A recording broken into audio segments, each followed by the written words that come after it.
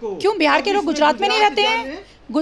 ये क्या आप किस तरह के बीमार मानसिकता की तरह बात कर रहे हैं? मतलब मैं आश्चर्य नहीं, मैं आप बिल्कुल आप बीमार हैं, आप बिल्कुल बीमार हैं। ये सब नहीं, आप एक बात बताइए, गुजरात क्या हैं तो ये बात गुजरात जाते हैं तो फैक्ट्री लगाने की बात 2035 में देखिएगा गुजरात कैसा होगा। कभी आपने ये नहीं कहा है मोदी जी कि 2035 में ये देखिएगा कि बिहार कहां पर खड़ा है। सामान्यतः अगर आपको शिष्टाचार होता तो आप नरेंद्र मोदी कहते ही नहीं, आप नरेंद्र मोदी जी कहते। हमारे प्रोटोकॉल में नहीं है, आपके प्रोटोकॉल में नहीं है। किसी पत्रकार को देख मैं भी पत्रकार रही हूँ, मैं पत्रकार रही हूँ। मोदी जी नहीं कहता, जो नहीं कहता होगा मैं भी पत्रकार रही हूँ। एनडीए सरकार ने अपंगु बना दिया है। मोदी जी जब बिहार आते हैं तो यहाँ पर बात होती है सिर्फ 5 किलो अनाज की और इतनी ट्रेनें दे दिया। आप लोग जाइए गुजरात काम कीजिए। नहीं दें ट्रेनें, नहीं दें ट्रेन, 12,000 ट्रेनें तो आप नहीं दें ट्रेन। आप हैं ब्रेकिंग बिहार के साथ और मैं हूं मनोज चतुर्वेदी। पूरे बिहार में एनडीए के कार्यकर्ताओं का सम्मेलन चल रहा है। तमाम जो एनडीए के घटक दल हैं और उसके जो विंग्स हैं, महिला मोर्चा से लेकर छात्र और युवा विंग्स जो हैं, तमाम लोगों को साथ लेकर तमाम दिग्गज नेता जो हैं कार्यकर्ता सम्मेलनों में भाग ले रहे हैं। एक तरीके से कह लीजिए कि अपनी ताकत को माने अंदाज़ा जा रहा है कि हम कहाँ हैं, कितने पानी में हैं।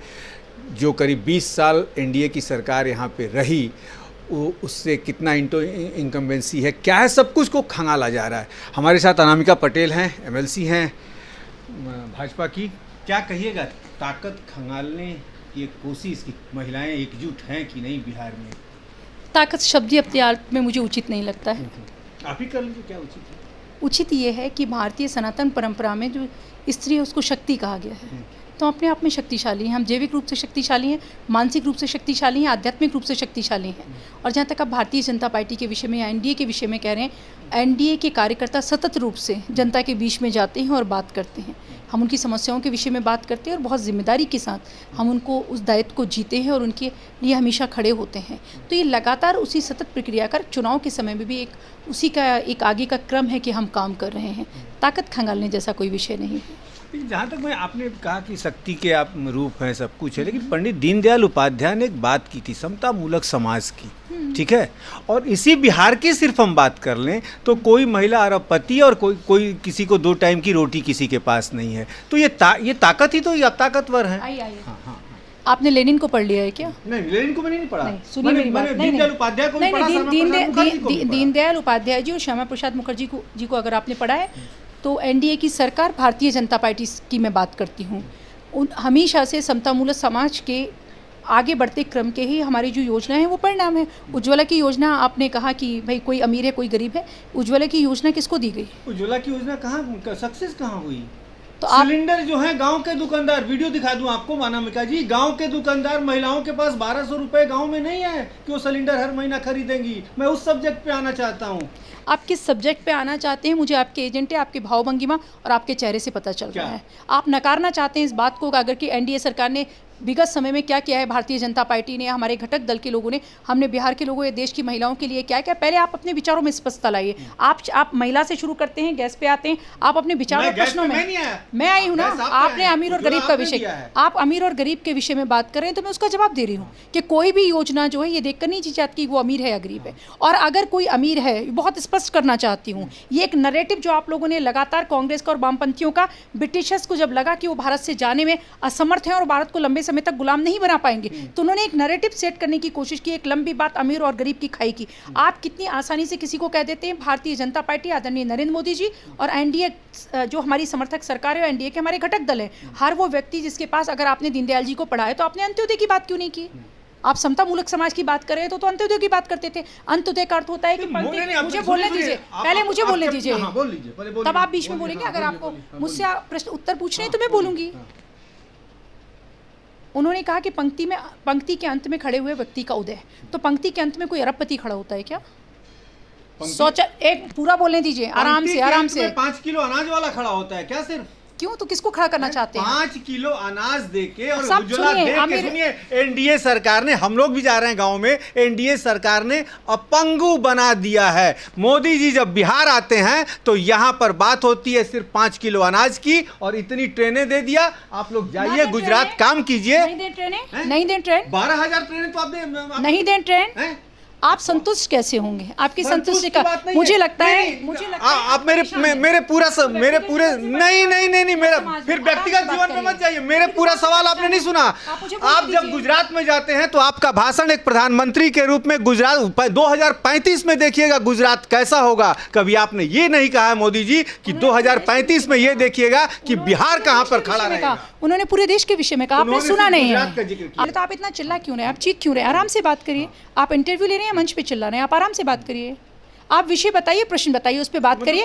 मोदी जी जब भी आते हैं आप प्रश्न तय करिए। पहले अपने विचारों में, अपने दिमाग में, अपने शब्दों में स्पष्टता लाइए, दृढ़ता लाइए, नरमी लाइए, शिष्टाचार लाइए, संस्कार लाइए, तब बात करिए। मोदी जी जब बिहार आते हैं जी तो बिहार के तरक्की की बात नहीं करते। मोदी जी जब आते हैं तो कहते हैं कितना दे दूं बिहार को। और तरक्की की आपकी, आप कितने विरोधाभासी हैं और कितने कुंठित हैं अंदर से। एक तरफ आप कह रहे हैं करोड़पति व्यक्ति है, गरीब व्यक्ति है, तो नहीं देंगे तो विकास कैसे होगा? वो नहीं देंगे तो विकास कैसे होगा? वो एक प्रधानमंत्री के नाते कह रहे हैं। आपको देश के प्रधानमंत्री से समस्या है, आदरणीय नरेंद्र मोदी जी से समस्या है? पहले आप तय करिए, तब आप अपना प्रश्न करिए। आप राजनीतिक प्रश्न नहीं, आप ही तो बोल रहे हैं, आप ही तो कर रहे हैं। आपको किससे? मैं राजनीतिक उत्तर नहीं दे रही हूँ। देश का प्रधानमंत्री अगर ये कहते हैं बराबर ही है, हाँ तो ठीक है। तो बिहार के लोगों को जब घोषणा करते हैं की जब मैं बात करूंगा तो भारतीय जनता पार्टी के एक चुने हुए नेता हैं संसद में जो कि प्रधानमंत्री बने। सामान्यतः अगर आपको शिष्टाचार होता तो आप नरेंद्र मोदी कहते ही नहीं, आप नरेंद्र मोदी जी कहते। हमारे प्रोटोकॉल में नहीं है ये। आपके प्रोटोकॉल में नहीं है। किसी पत्रकार को देख लीजिए, मैं भी पत्रकार रही हूँ, मैं पत्रकार रही हूँ। मोदी जी नहीं कहता, जो नहीं कहता होगा, मैं भी पत्रकार रही हूँ। 4.5 साल दिल्ली दूरदर्शन में मैं भी पत्रकार रही हूँ। मैं किसी को भी कहूँगी, मैं अपने से बड़े, मैं लालू प्रसाद यादव नहीं कहूँगी, मैं लालू प्रसाद यादव जी कहूँगी अगर मेरे से उम्र में बड़े। आप अपने विचारों में, मैं फिर से कह रही हूँ, स्पष्टता लाइए प्रश्नों में, तब मेरे से बात करिए। मुझे और भी अपने बहनों से बातचीत करना। मैं किस बात का, मुझे तो आप खुद इतने कंफ्यूज हैं। नहीं कि मोदी जी जब बिहार आते हैं तो बिहार में कारखाने लगाने की बात क्यों नहीं होती? ना लगाए, नहीं लगा रहे हैं कारखाने, वो मैं बाद में बताऊंगी। आप अपना प्रश्न क्लियर करिए। नहीं गिनती गिना दीजिए ना। आप अपना प्रश्न क्लियर करिए पहले। आप चाहते हैं, अभी आपने कहा वो ट्रेनों की बात करते हैं, वो कहते हैं कितना दे दूं, कितनी राशि दे दूं। वो एक प्रधानमंत्री की तरह, एक जनसेवक की तरह, एक पिता की तरह पूछते हैं कि मुझे क्या क्या करना है बिहार की तरह। उसके लिए आपके मन में इतनी घृणा है? आपके मन की जो घृणा है वो किस दिशा में जा रही है और क्यों जा रही है, वो मैं जानना चाहती हूँ। और आप उस तरह का प्रश्न करें, क्योंकि मुझे और भी बात करना है अपनी बहनों से। प्लीज़ बताइए।